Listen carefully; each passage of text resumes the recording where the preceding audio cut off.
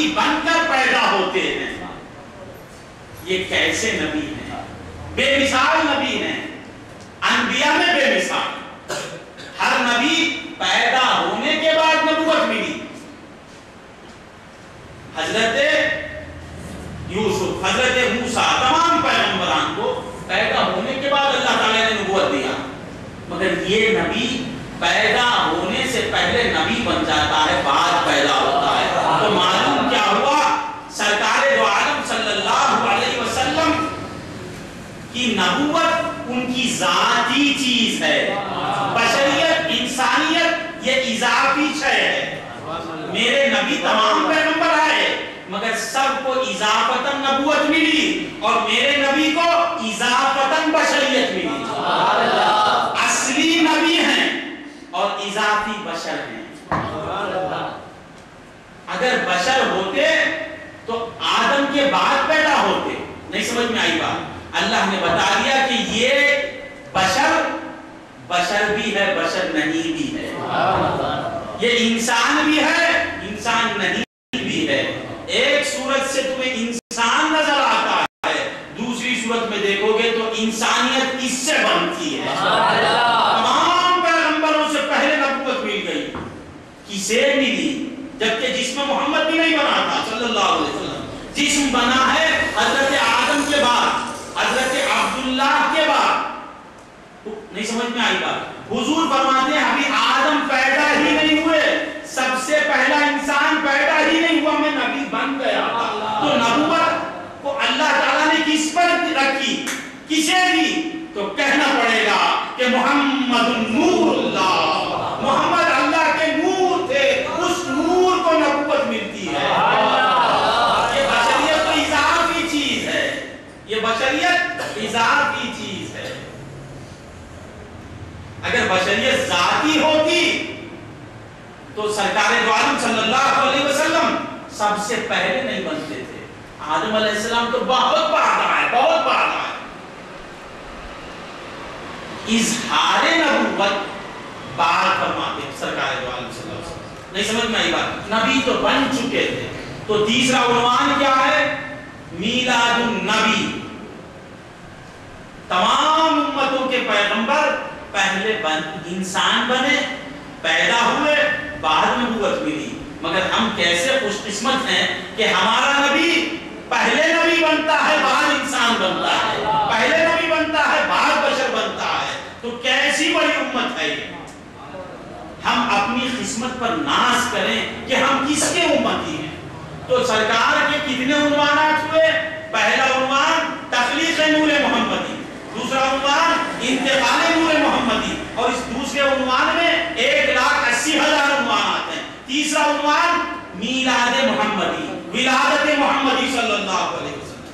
اب چوتھا عنوان ہے بعثت محمدی، حضور کی بعثت، اظہار نبوت فرماتے ہیں.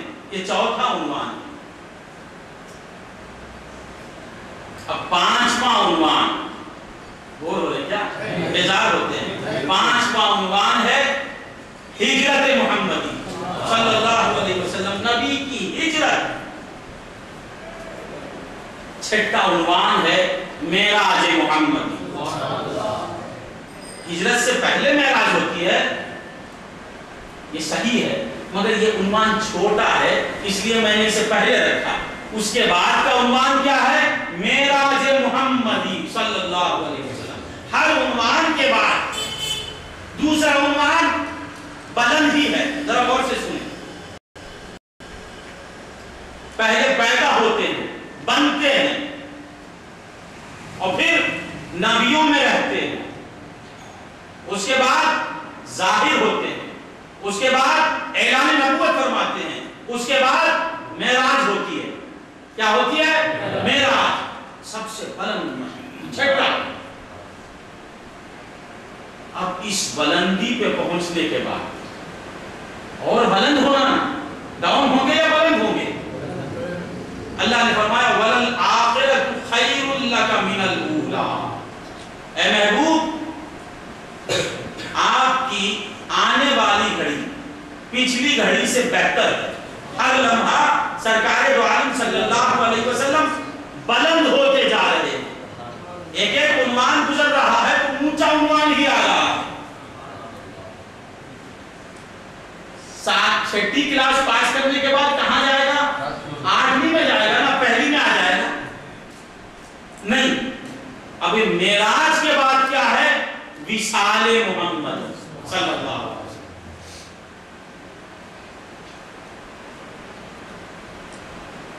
سرکار کا وصال تو معلوم کیا ہوا؟ ہر ایک کا وصال ختم کر دیتا ہے،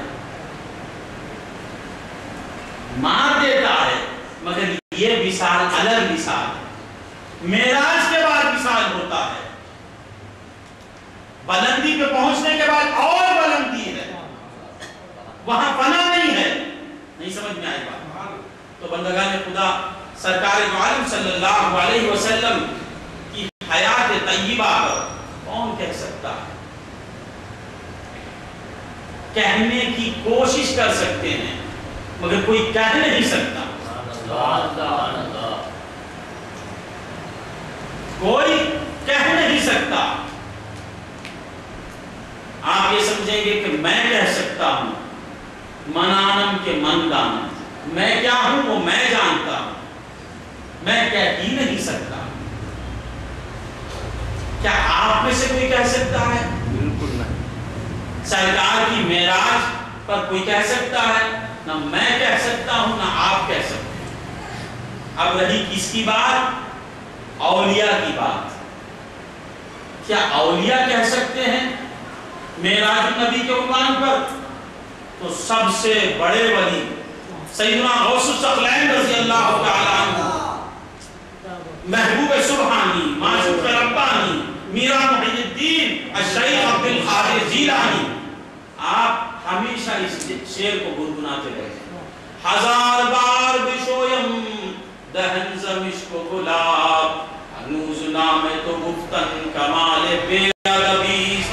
اگر میں 1000 بار بھی اپنے منہ کو، اپنی زبان کو مشک و گلاب سے دھو لوں اور محمد کہوں تو یہ بے ادبی کا کمال ہے، بڑی بے ادبی ہے. یہ کون فرماتے ہیں؟ حضور غوث الثقلین رضی اللہ تعالیٰ. اولیاء پیچھے ہو گئے. جب وہی پیچھے ہو گئے تو ہماری کیا مزہ؟ کیا انبیاء کے صحابہ کہہ سکتے ہیں؟ اولیاء سے اونچا مقام کس کا ہے؟ صحابہ کرام کا ہے. صحابہ تو جب بھی سرکار کو دیکھ کے فرماتے فدا کا ابی و امی، یا رسول اللہ ہمارے ماں باپ آپ پر قربان. صحابی بھی معراج پر نہیں کہہ سکتا. کیا انبیاء کہہ سکتے ہیں؟ انبیاء بھی نہیں کہہ سکتے. انبیاء بھی معراج کے عنوان پر بیان نہیں کر سکتے. نہ میں کر سکتا ہوں، نہ آپ کر سکتے ہیں، نہ اولیاء بیان کر سکتے ہیں، نہ صحابہ بیان کر سکتے ہیں، نہ انبیاء بیان کر سکتے ہیں.